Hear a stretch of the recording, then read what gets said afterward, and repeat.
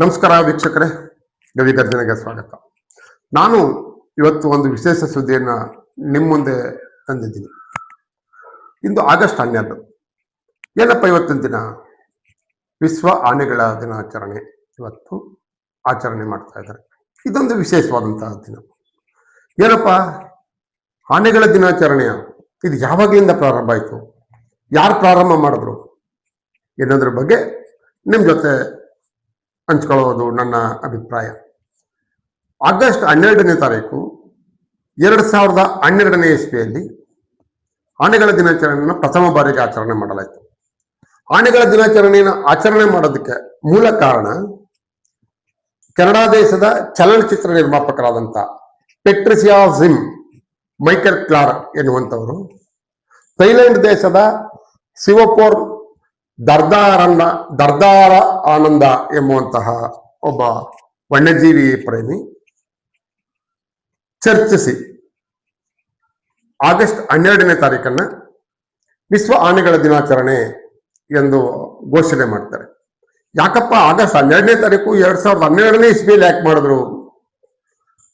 Elephant tree introduction foundation ಎನ್ನುವಂತಹ ಒಂದು ಸಂಸ್ಥೆ, ಎಲಿಫೆಂಟ್ ಟ್ರೀ ಇಂಟ್ರಡಕ್ಷನ್ ಫೌಂಡೇಶನ್ ಎನ್ನುವಂತಹ ಒಂದು ಸಂಸ್ಥೆ ಅಧಿಕೃತವಾಗಿ ಆಗಸ್ಟ್ 12ನೇ ತಾರೀಕು 2012ನೇ ಇಸ್ವಿಯಲ್ಲಿ ಚಾಲನೆಗೊಳ್ಳುತ್ತೆ. ಆ ಸವಿನೆನಪಿಗಾಗಿ ಆ ದಿನವನ್ನ ವಿಶ್ವ ಆನೆಗಳ ದಿನಾಚರಣೆ ಎಂದು ಘೋಷಣೆ ಮಾಡ್ತಾರೆ. ಜಗತ್ತಿನಾದ್ಯಂತ ಆನೆಗಳು ಎಲ್ಲ ದೇಶದಲ್ಲೂ ಇರೋದ್ರಿಂದ ಇವತ್ತು ಪ್ರಸ್ತುತ ದಿನದಲ್ಲಿ ಇತ್ತೀಚಿನ ಅಂಕಿಅಂಶಗಳ ಪ್ರಕಾರ ಜಗತ್ತಿನಲ್ಲಿ 4,50,000 ಆನೆಗಳಿದೆ. ಇನ್ನು ನಮ್ಮ ಭಾರತ ದೇಶಕ್ಕೆ ಬಂದಾಗ 22,446 ಆನೆಗಳಿದೆ. ಕರ್ನಾಟಕ ರಾಜ್ಯದಲ್ಲಿ 6,395 ಆನೆಗಳು, ರಾಷ್ಟ್ರೀಯ ಉದ್ಯಾನವನ ಚಾಮರಾಜನಗರ ಜಿಲ್ಲೆಯ ಗುಂಡ್ಲುಪೇಟೆ ತಾಲೂಕಿನ ಬಂಡೀಪುರದಲ್ಲಿ 1,114 ಆನೆಗಳಿವೆ ಎಂದು ಅಂಕಿಅಂಶಗಳನ್ನ ಬಿಡುಗಡೆ ಮಾಡಿದ್ದಾರೆ. ಆನೆಗಳಿಗೆ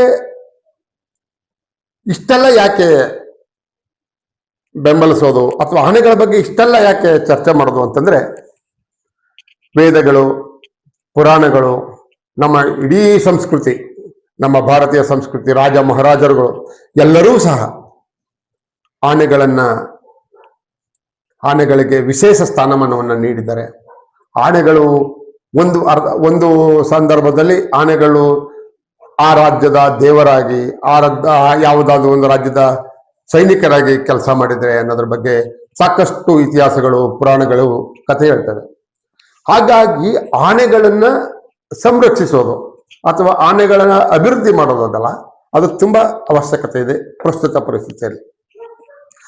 ಅಲ್ಲ, ಆನೆಗಳನ್ನ ಯಾಕೆ ಅಭಿವೃದ್ಧಿ ಮಾಡಬೇಕು, ಅವುಗಳ ಸಂತಾನೋತ್ಪತ್ತಿನ ಯಾಕೆ ಅಭಿವೃದ್ಧಿ ಮಾಡಬೇಕು ಅಂತಂದ್ರೆ, ಇವತ್ತು ಉತ್ತಮವಾದಂತ ಪ್ರಕೃತಿ ಇರಬೇಕು ಅಂತಂದ್ರೆ ಅದಕ್ಕೆ ಆನೆಗಳು ಇರಲೇಬೇಕು. ಆನೆಗಳಿಲ್ಲ ಅಂತಂದ್ರೆ ಪ್ರಕೃತಿಯ ನಾಶ ಆಗತ್ತೆ. ಪ್ರಕೃತಿಯ ನಾಶ ಮಾಡುವಂತಹ ಒಂದಷ್ಟು ಕ್ಷುಲ್ಲಕ ಮನಸ್ಸುಗಳು ಸೃಷ್ಟಿಯಾಗ್ತವೆ ಅನ್ನೋದು ಒಂದು ರೀತಿಯ ಅಭಿಪ್ರಾಯ. ಈಗಾಗಲೇ 2013ಕ್ಕಿಂತ ಹಿಂದೆ ಜಗತ್ತಿನಾದ್ಯಂತ ಆನೆಗಳ ಸಂತತಿ ಕ್ಷೀಣಿಸುತ್ತಾ ಇತ್ತು. ಇತ್ತೀಚೆಗೆ 2012-13 ಈಚೆಗೆ ಆನೆಗಳ ಸಂತತಿ ಹಂತವಾಗಿ ಅಭಿವೃದ್ಧಿ ಆಗ್ತಾ ಇದೆ. ಆನೆಗಳ ದಿನಾಚರಣೆಯ ಈ ಶುಭ ಸಂದರ್ಭದಲ್ಲಿ ತಮ್ಮೆಲ್ಲರಿಗೂ ಹೊಂದಿಸ್ತೆ ಮತ್ತೊಮ್ಮೆ ವಿಶೇಷ ಸುದ್ದಿಯೊಡನೆ ನಿಮ್ಮ ಮುಂದೆ ಬರ್ತೀನಿ. ಧನ್ಯವಾದಗಳು.